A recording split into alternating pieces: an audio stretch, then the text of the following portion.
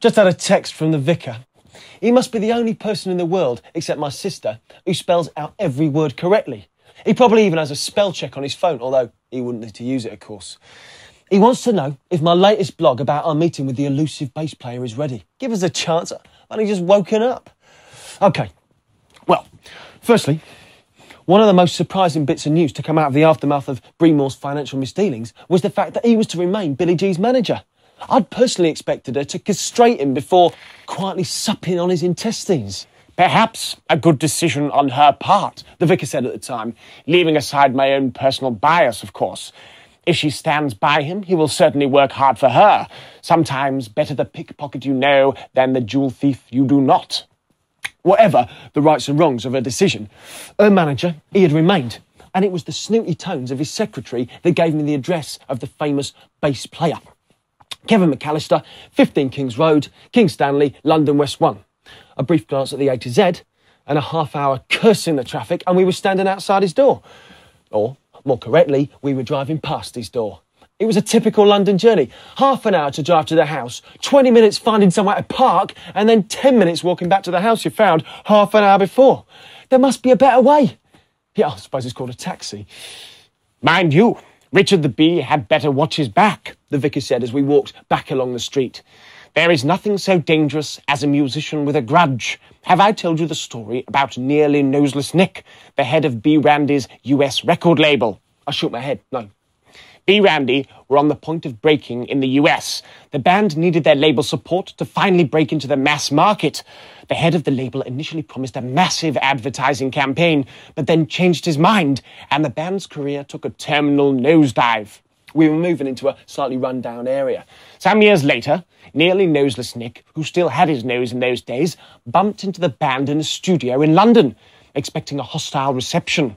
He was surprised when they welcomed him like a long-lost friend and invited him to attend their sessions. They even asked him to join them in a line or two of coke. In fact, during the week he was in England, he joined them in more than a few lines. We'd arrived at Kevin's address, but paused outside while the vicar finished his tale. When he got back to New York, he began suffering from nosebleeds, which got progressively worse. By the time he visited a doctor, his septum had completely rotted through. The friendly boys in the band had apparently been mixing white bleach with his coke. He raised his eyebrows. And so now he is known as Nearly Noseless Nick, a warning to all against the wrath of an aggrieved musician. I trust Kevin McAllister will be altogether more civilised. We walked up the stairs to Kevin's house. The vicar rang the bell, and Kevin's wife, as we later found her to be, answered the door. I worded that way because my first impression was that she was perhaps a cleaner. Some of the vicar's snobbery must be rubbing off on me. A very good afternoon to you, madam. I am the vicar. I trust that we are not disturbing you. My manservant tells me that Kevin McAllister lives here. I expect to have the good fortune of working with him on the forthcoming tour of Japan with Billie G. Is the man of the house available? I would very much like to have a word with him, please. She didn't say anything to us, but moved out of the way to let us through and shouted into the house, "Kevin, there's someone here to see you!" We walked along the narrow hall and waited at the foot of the stairs to be greeted by Kevin, who came bounding up from the basement. He was nothing like I expected him. Why is it that the name Kevin always conjures up someone with dyed blonde hair, a girlfriend called Sharon or Tracy, white ankle socks and driving an XR3 convertible? I could not have been more wrong. I should have paid more attention to his surname, McAllister. For Kevin was nothing if he was not Scottish. He was a big bear hug of a man with long, messy red hair. He was wearing a Black Sabbath T-shirt with his arms cut off to expose tattoos on both his shoulders. "You're the vicar, are you not?" he said in a thick Scottish accent. "You'd better come downstairs." Fortunately, the vicar refrained from any jokes about penile warts, and we followed Kevin down into the large, messy family room at the back of the house. It was piled high with so much debris that it had either been rampaged by a herd of rhinoceroses or he had a large, extremely healthy tribe of children. Or perhaps both. He walked over to the sofa and with one sweep of his arm pushed all the junk onto the floor while moaning at his wife, who was standing in the doorway. "Women, can you no tidy the children's toys occasionally?" Having found us somewhere to sit, he picked up some clothes off the armchair and dumped them on a pile in the corner, saying, "And why do the wee ones' clothes have to live in here and not in a bedroom?" before closing the door almost in his wife's face and coming to join us. Do I detect that you have a large brood of dirty urchins locked in a cupboard somewhere? Asked the vicar, brushing his trouser leg as if something might be contagious. Oh, aye, we've got 4 of them.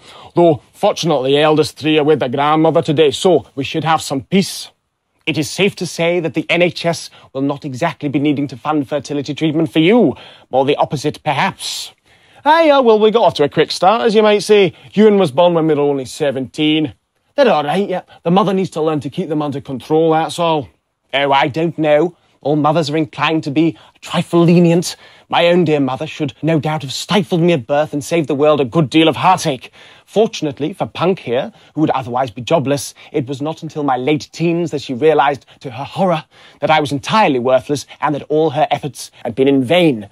The vicar smiled and moved his attention from his trouser leg to the dirt on the sofa around him. It is in the genes. After all, if every mother looked at her newborn baby and saw a disgusting, ugly, noisy, smelly little thing that's going to cause nothing but problems and enormous expense for the next 20 years, few children would survive. He pulled out a toy from underneath his trousers and placed it carefully on the floor. Even in a room as messy as this, the vicar could not resist the temptation to try to put everything in its place. No. All mothers are fooled by nature into thinking that their children are beautiful, valuable, and deserving of their attention. I am sure your wife is no exception. Well, that says maybe. I still think the little wifey should be more straight with them. There's never a moment's peace in this house, Kevin shouted. Fortunately, we have one now, so perhaps I could ask you a few questions. The vicar then ran through the same details that he discussed with Emma, and Kevin confirmed that they had both been there working all night, and that no one else had been in the studio. The vicar asked the same question about why they'd used Studio 2 and not Studio 1. It caused Kevin to hesitate in the same way that it had with Emma. Oh, I don't remember, he paused. I ken it was because my bass rig was in Studio 2. I would have been needing it to get my full range of sounds. Yes, of course, said the vicar. Do you only play bass? Do you also play keyboards? No, I couldn't get on with them. I'm halfway decent guitarist, though, which is what I use for my writing. Yes, I can see that the guitar would be more your style than the piano. I would be interested to hear some of the work that you've been doing with Emma. She is clearly very committed to it. Well, I wouldn't want Billy G to think that I'm not fully behind her album, because I am. It's a pity that Emma and her can't just forgive and forget. I think that would be easiest for everyone, agreed the vicar. In the meantime, we must manage as best we can. He got up. Will you not have a wee dram while you're here? Kevin asked. No, thank you, the vicar said. I only drink sparkling water, beerless beer, and champagne, and I do not think it is quite the moment for any of those. Another time, perhaps. He shook Kevin's hand, which was simply enormous. Thank you for your help. We can see ourselves out. I look forward very much to working with you in Japan. It promises to be an exciting time. Short and sweet, you might say. In less than 10 minutes, he had effectively established Kevin's guilt.